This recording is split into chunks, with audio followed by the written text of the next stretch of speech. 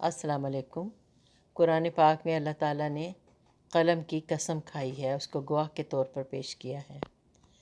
تو اس پر ایک آزاد نظم آپ کی بساطوں اور سماعتوں کی نظر۔ قلم کا ہر دم خیال رکھنا، ندائے قلم، از طاہرہ مسعود، المعروف باد صبا۔ قلم کو لکھنے کا شوق ٹھہرا تو اب وہ چاہے تو درد لکھے، ٹھٹھرتے لہجے کو سرد لکھے، کسی کے چہرے کو زرد لکھے، وہ چاہے اپنا خیال لکھے، یہ زندگی ہے وبال لکھے، حجر کو مثل صفال لکھے، وہ جب بھی عمدہ خیال لکھے، محاسن قیل و قال لکھے، وہ بڑھ کے بڑھیا مثال لکھے، یا آنکھ چشم غزال لکھے،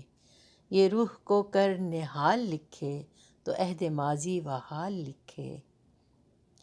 قلم کو لکھنے کی آرزو تھی، قلم کو لکھنے کی اہلیت ہے، جنون لکھے، فنون لکھے، یہ کن یا پھر فیکون لکھے، فساد لکھے، سکون لکھے، محبتوں کے نصاب لکھے، ثواب لکھے، عذاب لکھے،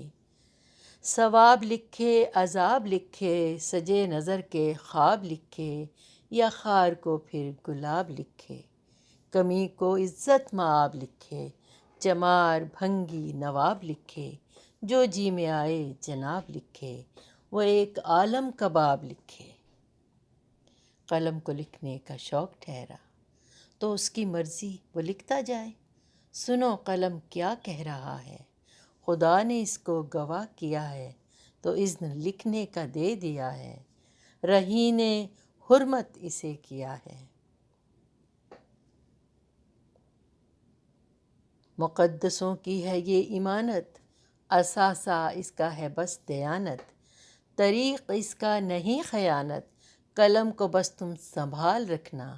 کہ دل کا ساگر وشال رکھنا، قلم سے وابستہ عظمتیں ہیں، تم اس کی عظمت بحال رکھنا، قدم قدم پہ خیال رکھنا، صداقتوں کو معال رکھنا،